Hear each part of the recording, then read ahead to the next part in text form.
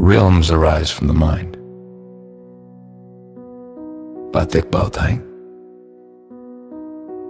Those who study the way in the past were often reminded with words that were very gentle, yet echoed deeply. Realms arise from the mind. It sounds simple enough, but if one has never truly paused to contemplate, never passed through the rises and falls of life, those words remain like a passing breeze. Only when the heart has known confusion, attachment, and suffering over gain and loss, winning and losing, does one suddenly understand. Heaven or hell, peace or affliction, have never been far away. They all arise from this very mind. The mind is the root. From the mind, countless realms are born, whether lofty or low, pure or defiled, visible or invisible. All are reflections cast by the mind, like still water revealing the full moon, and moving water shattering the moon into fragments. The moon itself never changes. Only the water stirs likewise.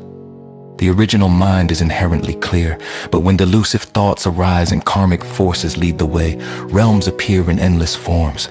People then mistake these projections for an external world of injustice, suffering, or happiness. People often say, fate is predetermined.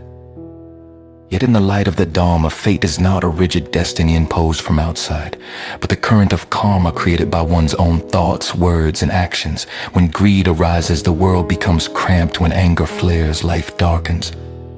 When ignorance covers the mind, the path ahead grows obscure. But when the mind knows how to return, how to pause, how to breathe and truly see, the surrounding world may remain the same, yet the heart is changed. Some live in luxury yet remain restless. Others dwell in simplicity and poverty, yet feel light as clouds. So where do high and low come from?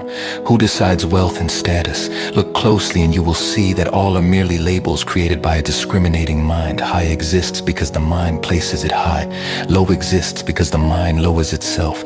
As long as there is comparison, competition, and the search for something to cling to, even standing atop the highest mountain, the heart still trembles in fear of falling.